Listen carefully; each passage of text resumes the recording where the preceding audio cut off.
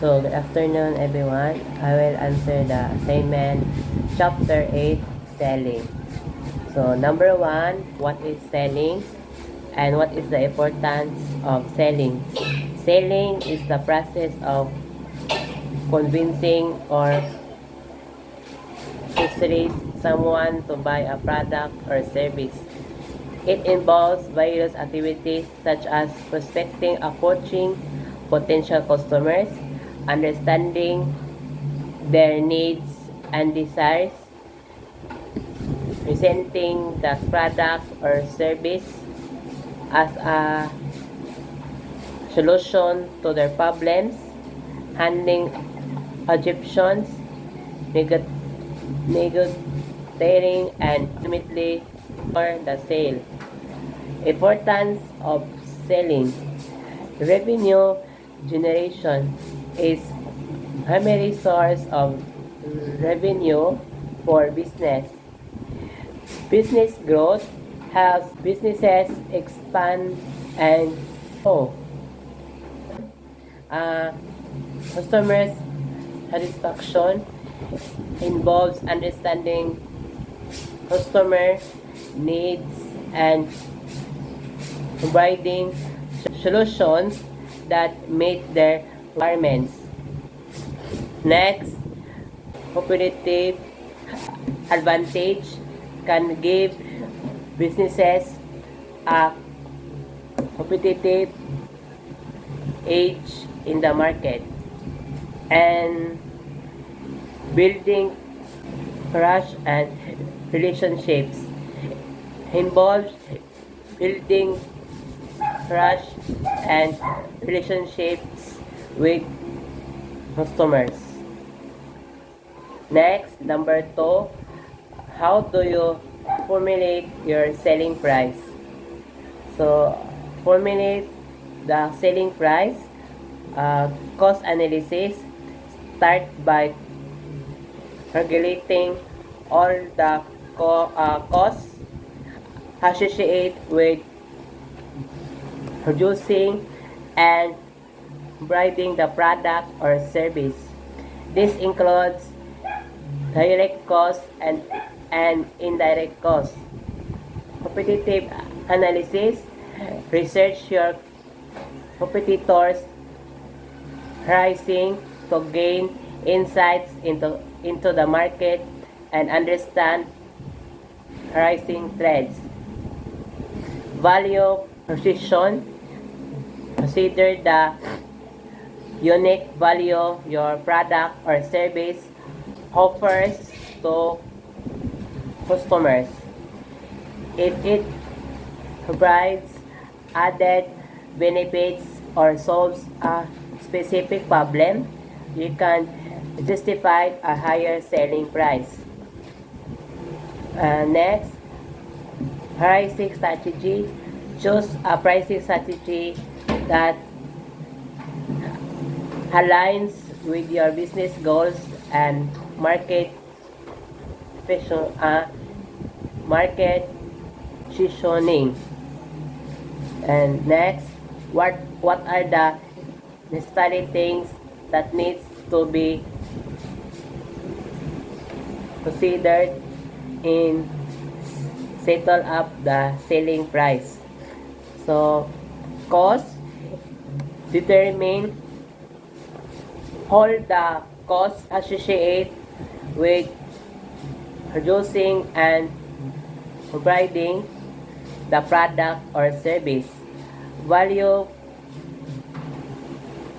precision. Understand the unique value your product or service offers to customers. And next, competitive analysis. Research and analyze the pricing strategies of your competitors. Understand how your product or service compares in terms of features, quality, and value. And target market.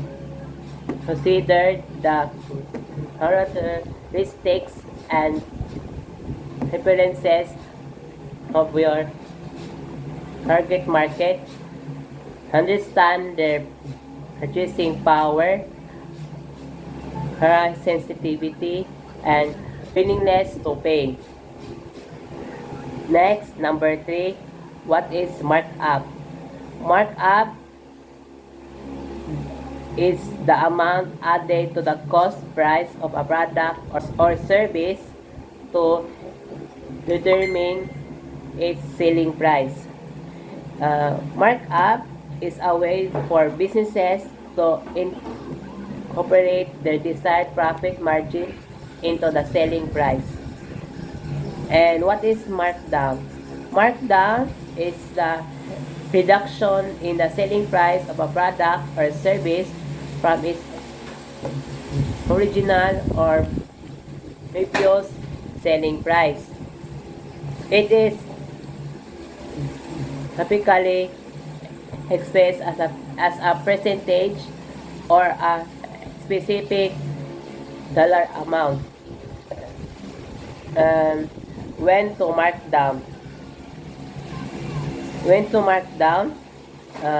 Seasonal sales offer markdowns during specific season for holidays to attract customers and boost sales. Excess inventory.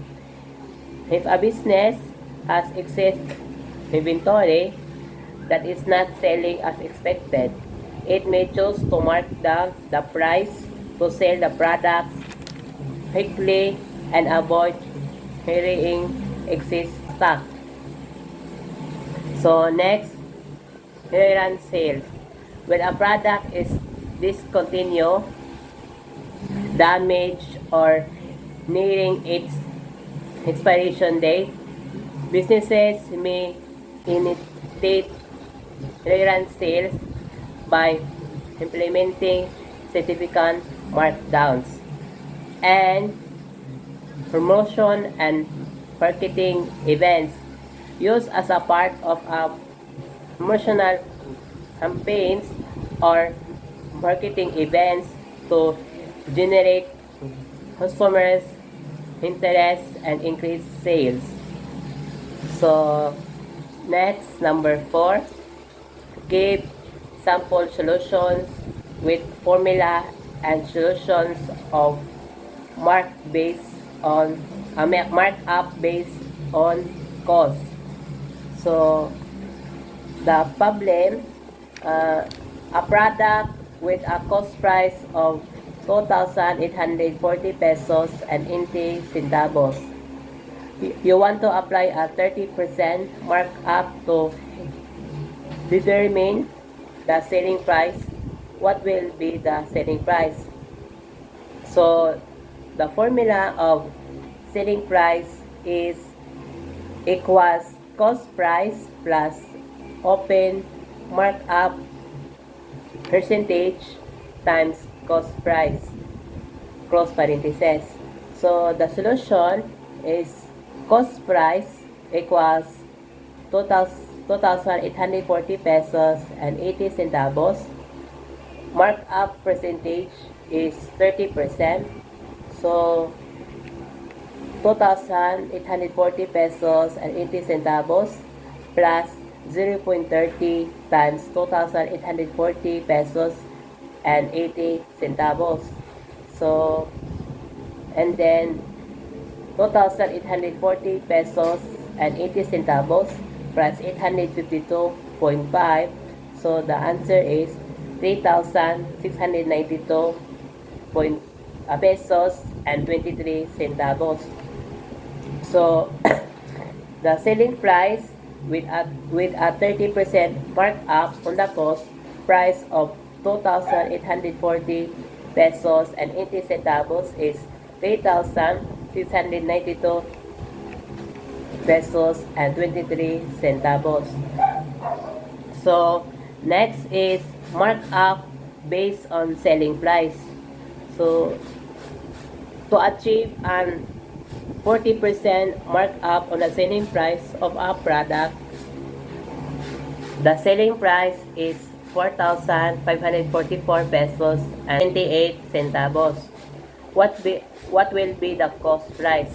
So the formula of cost price is selling price divided by 1 plus markup percentage. Then solution is selling price equals 4,544 pesos and 28 centavos. Markup percentage 40%. So cost price equals 4,544 pesos and 28 centavos divided by 1 plus 0.40. So the answer is 4,544.28 pesos and 28 centavos divided by 1.40. So the answer is 3,245 pesos and 91 centavos. Then the conclusion, the cost price to achieve a 40% markup on the selling price of 4,544 pesos and 28 centavos is 3,245 pesos and 91 centavos. So next is markdown with profit. So a product with a selling price of 100 pesos. You want to apply a 20 pesos markdown while still maintaining a 25% profit margin. What will be the cost price? So, the formula of cost price is selling price divided by 1 plus profit margin. So the solution is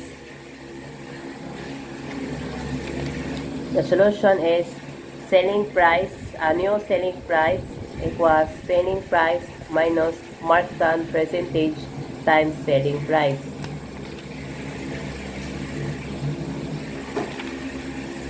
And then 100 pesos minus 0.20 times 100 pesos. So new selling price equals 100 pesos minus 20 pesos. So the answer is 80 pesos. And then the selling price equals 100 pesos, markdown percentage 20%, desired profit margin equals 25%. So therefore, a 20% markdown on the selling price of 100 pesos while still maintaining a 25% profit margin. The cost price is 64 pesos. So next, markdown with operating loss. A product with a selling price of 50 pesos due to an unfavorable market conditions, you need to implement a 50% markdown toward incurring a 10% operating loss. What will be the cost price? So the formula for cost price is selling price divided by 1 minus operating loss. The solution is selling price equals 50 pesos, markdown percentage 50%, operating loss equals 10%. So the new selling price is selling price minus markdown percentage times selling price equals 50 pesos minus 0.50 times 50 pesos. And then 50 pesos minus 7.50, the new selling price equals 42 pesos and 50 centavos. So the cost price equals new selling price divided by 1 minus operating loss. And then the solution is 42 pesos and 50 centavos. Open parenthesis 1 minus 0.10 close parenthesis. Then 42 pesos and 50 centavos minus 0.90. So the cost price is 47 pesos and 22 centavos. So in conclusion, a 50% markdown on the selling price of 50 pesos while incurring a 10% operating loss, the cost price should be 47 pesos and 22 centavos. And last, markdown with absolute loss. A product with a selling price of 80 pesos, but due to inventory clearance, you need to implement a markdown that results in a 10 pesos absolute loss. What will be the cost price? So the formula for cost price is selling price minus absolute loss. The solution is 80 pesos minus 10 pesos. So the answer is cost price 70 pesos. So the conclusion, a markdown resulting in a 10 pesos absolute loss on a selling price of 80 pesos. The cost price is 70 pesos. That's all. Thank you.